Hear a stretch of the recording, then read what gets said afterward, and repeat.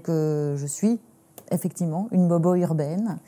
Mais par contre, je garde un attachement en fait au sol et à l'alimentation et aux paysans, c'est-à-dire en fait à tous ces gens qui travaillent pour nous nourrir tous les jours. Aujourd'hui encore, et surtout avec justement tous les enjeux climatiques et les enjeux d'alimentation, eh bien, j'ai envie de raconter aussi cette histoire-là, bien que moi, je ne sais plus effectivement comment planter une patate. Manger, c'est quelque chose d'universel. L'accessibilité à la nourriture fait partie normalement des droits de l'homme. Oui, bien sûr. Et le bio, le développement du bio, est quelque chose qui reste inaccessible aux personnes qui ont moins de moyens financiers. Effectivement, le monde est complexe. Il est tissé aujourd'hui justement parce qu'il est mondialisé. Il est complètement imbriqué. Donc, c'est vrai qu'on ne peut pas tout balayer en disant demain il faut faire comme ça, hop, et on fait du bio et tout ça machin. Mais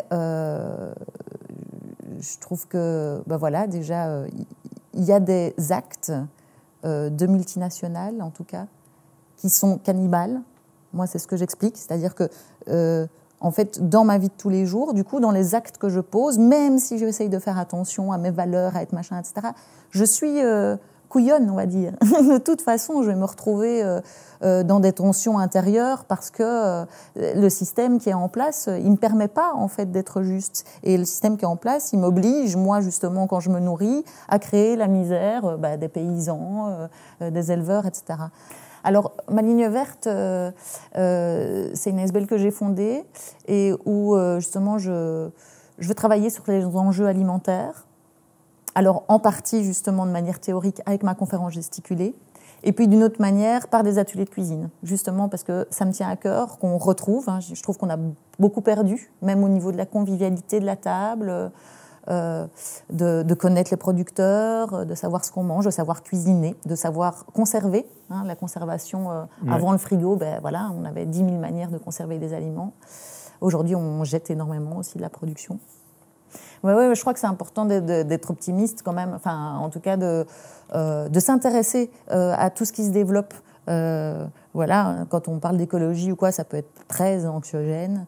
Et en même temps, moi, j'adore voir, et surtout dans l'alimentaire aussi, toutes les nouvelles idées, tous les nouveaux liens, les coopératives, etc. Il y a énormément de gens qui se mettent ensemble, déjà pour pouvoir reproduire de manière locale, et puis même pour penser autrement l'alimentation. Et je pense qu'il y a des biens communs à l'humanité. Voilà, ce qui pousse sur Terre, l'eau, l'air, tout ça, c'est des biens communs.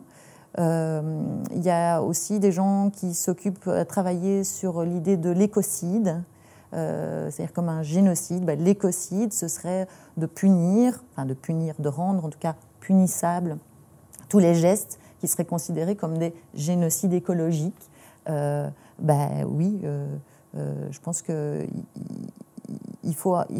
y a des choses qui ne peuvent plus ou qui ne devraient pas, on dit exception alimentaire, qui ne devraient pas se retrouver sur les marchés.